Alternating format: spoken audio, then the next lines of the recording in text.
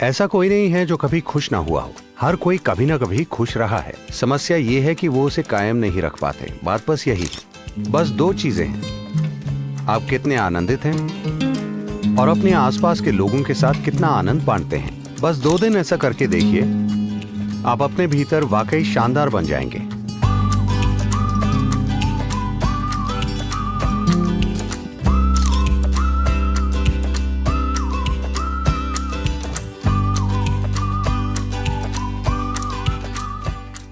खुशहाली क्या होती है? आप जीवन में वाकई अच्छा कब महसूस करते हैं? आप वाकई अच्छा कब महसूस करते हैं? जब आप बहुत खुश होते हैं तो आप अच्छा महसूस करते हैं। चाहे आपके शरीर में बीमारी हो तब भी आप अच्छा महसूस करते हैं। चाहे आपको मेडिकल जांच में बीमार बताया जाए लेकिन आप अभी बहुत खुश हैं तो आप अच्छा महसूस करते हैं, है ना? तो मूल रूप से खुशहाली का मतलब है एक तरह का आनंद, जीवन का उल्लास। खुशी क्या है? हम कह सकते हैं कि खुशी ये या वो है, लेकिन जीवन के स्तर पर खुशी का मतलब है आपकी जीवन ऊर्जाएं ज्यादा उल्लासित हैं सामान्य स्थिति की तुलना में। डिप्रेशन का मतलब है आपकी जीवन ऊर्जाएं बहुत ही मंद और उबाऊ हो गई हैं। खुशी का मतलब आपकी जीवन ऊर्जाएं उल्लास में हैं। खुशी का वर्णन करने के कई तरीके हैं, लेकिन जो खुशी को जानते हैं सिर्फ वही जानते हैं कि खुश होने का मतलब क्या है। ऐसा कोई नहीं है जो कभी खुश ना हुआ हो। हर कोई कभी ना कभी खुश रहा है। समस्या ये है कि वो उसे कायम नहीं रख पाते। बात बस यही है। तो आपको खुद पर इरादे लादने की जरूरत नहीं है। बस कुछ सरल तरीके अपनाइए ताकि आप मंद ना पड़ें। देखिए, बहुत से लोग जो बिजनेस करते हैं वो सोचते हैं कि वो सिर्फ IRS के लिए लेन देन का हिसाब रखते हैं। नहीं नहीं, आप सिर्फ IRS के लिए ऐसा नहीं करते। इसकी वजह यह है कि लेन देन का हिसाब रखे बिना पता ही नहीं चलेगा कि फायदा हुआ या नुकसान। हिसाब किताब रखने के पीछे यही सोच है। आप आगे बढ़ रहे हैं या पीछे जा रहे हैं, यह जानने के लिए आपको एक अकाउंट बुक की जरूरत है। आप एक और अकाउंट बुक क्यों नहीं रखते? हर दिन के अंत में देखिए कि Just check. Am I a little more joyful today than yesterday? क्या मैं आज कल से थोड़ा सा ज्यादा खुश हूं? अगर आपने ये 5 साल की उम्र से शुरू किया होता तो आप अब तक परम आनंद से भर चुके होते। फायदा ही फायदा। आप ऐसे हो गए क्योंकि आपने इसका अकाउंट नहीं रखा। एक दिन आपने जांच की, जब समस्या काफी बड़ी हो गई तब आपने देखा कि आप बहुत नुकसान में हैं। हर दिन, हर महीने का हिसाब रखिए। Just keep accounts. कि क्या मैं पहले से ज्यादा खुश हूं या कम? बस 2 ही चीजें हैं। आप कितने आनंदित हैं और अपने आसपास के लोगों को कितना आनंद देते हैं, इसका आप अकाउंट रख सकते हैं।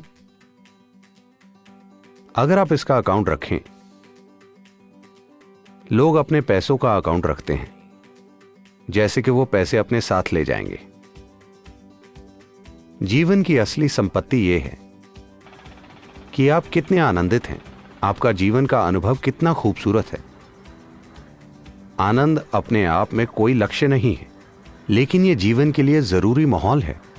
अगर आप यह माहौल नहीं बनाते तो आपके आसपास जो कुछ भी है वो बेकार चला जाएगा। कल अगर आप सुबह उठें, नहीं ये मेरी कामना नहीं है, लेकिन मैं चाहता हूं कि आप ये जानें कि रात में सोने जाने वाले सभी लोगों में से लाखों लोग कल सुबह नहीं उठेंगे। और अगर मैं और आप कल उठ जाएं, तो क्या ये एक शानदार चीज नहीं है? लाखों लोग नहीं उठे, आप उठ गए। क्या यह अद्भुत चीज नहीं है? आप मुझसे सहमत नहीं लग रहे हैं, क्योंकि समस्या बस यही है कि आप इस विचार से जी रहे हैं कि आप अमर हैं। अमर कहने से मेरा मतलब है कि आप वाकई ऐसा नहीं सोच रहे कि आप अमर हैं, लेकिन आप अपनी नश्वरता के प्रति जागरूक नहीं हैं। अगर आप अपनी नश्वरता के प्रति जागरूक नहीं हैं, तो कहीं ना कहीं आप सोचते हैं कि आप अमर हैं, है ना? दिन में कितने पल आप जागरूक होते हैं कि आप नश्वर हैं? अगर आप जागरूक होते तो क्या आपके पास शिकायत करने का समय होता? क्या आपके पास किसी से लड़ने का समय होता? क्या आपके पास जीवन में कुछ बकवास करने का समय होता? अगर आप जागरूक होते कि आप नश्वर हैं, तो आप सिर्फ वही चीजें करते जो आपके और आपके आसपास सभी के लिए बिल्कुल जरूरी है। ऐसा मत सोचिए कि ये नकारात्मक चीज है। मृत्यु नकारात्मक नहीं है, सिर्फ यही चीज आपके जीवन को मूल्यवान बनाती है। अगर आप हमेशा यहीं रहें तो आपको कोई झेल नहीं पाएगा। अगर आप बस इस एक चीज को लेकर जागरूक हो जाएं, यानी आप हमेशा जागरूक रहें कि मैं नश्वर हूं, आपको ये सोचने की जरूरत नहीं है कि मैं आज मर जाऊंगा। हम जितना हो सके उतना लंबा जीना चाहते हैं। बस आप इतना जानिए कि एक दिन मैं मर जाऊंगा। हर दिन हर पल अगर आप खुद को याद दिलाएं कि ये छोटी जिंदगी है, मैं नश्वर हूं, एक दिन मेरा अंत होगा, बस ऐसा 2 दिन करके देखिए, आप अपने भीतर वाकई शानदार बन जाएंगे। बस इतना ही करना है।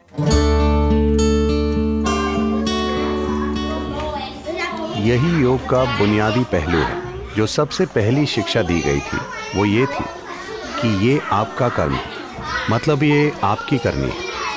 आपका जीवन और आपके जीवन का अनुभव पूरी तरह से आपने ही बनाया है। अगर ये चीज आप में गहरी नहीं उतरती तो आप जरूरी बदलाव नहीं लाएंगे। आपको अब भी लगेगा कि हाँ, मैं जानती हूं ये मेरे कर्म हैं, लेकिन आपको पता है मेरे पति ने क्या किया। इस तरह आप में बदलाव नहीं आएंगे।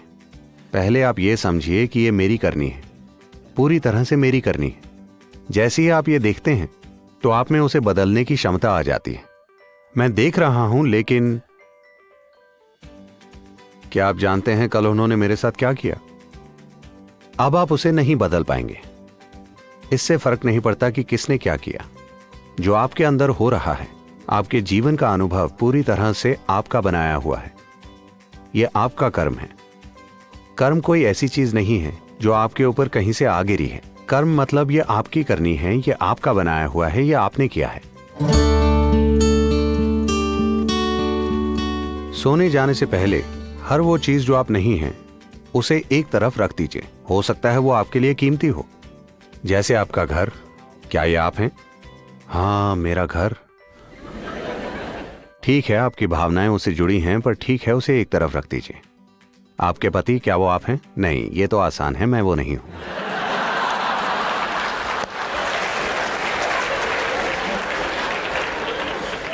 मेरे बच्चे, क्या वो मैं हूं?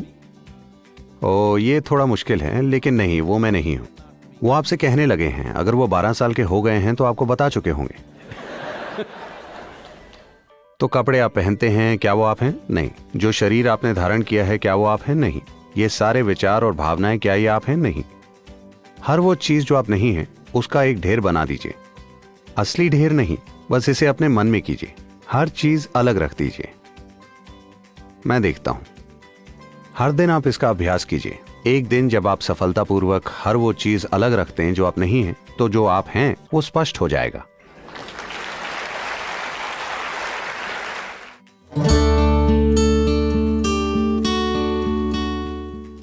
आप जिसे प्रेम कह रहे हैं, वो मूल रूप से आपकी भावनाओं की मिठास है। आप यहां बैठकर किसी ऐसे व्यक्ति के लिए प्रेम महसूस कर सकते हैं जो यहां है ही नहीं, तो इसका किसी से कोई लेना देना नहीं है। ये बस आपकी भावनाओं की मिठास है। अब आपका प्रेम संबंध, आपकी प्रेम करने की क्षमता सेल्फ स्टार्ट पर है या पुश स्टार्ट पर?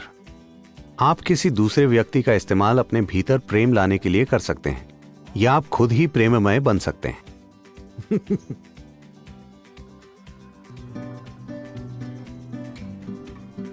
देखिए, किसी इंसान के लिए प्रेम क्यों जरूरी है? हर इंसान लगातार अपनी मौजूदा स्थिति से कुछ ज्यादा बनना चाहता है।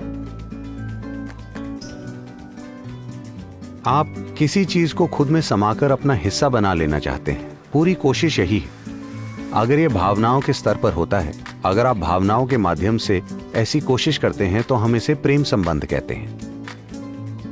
आप भावनाओं के इस्तेमाल से किसी ऐसे व्यक्ति को अपना हिस्सा बनाना चाहते हैं जो आपका हिस्सा नहीं है। ये प्रेम संबंध है। अगर आप जागरूक होकर ऐसा करते हैं तो हम इसे योग कहते हैं। हर दिन 5 मिनट किसी ऐसी चीज के साथ बैठिए जिसके आपके लिए कोई मायने नहीं है। शायद कोई पेड़ या पत्थर या कीड़ा या मकोड़ा।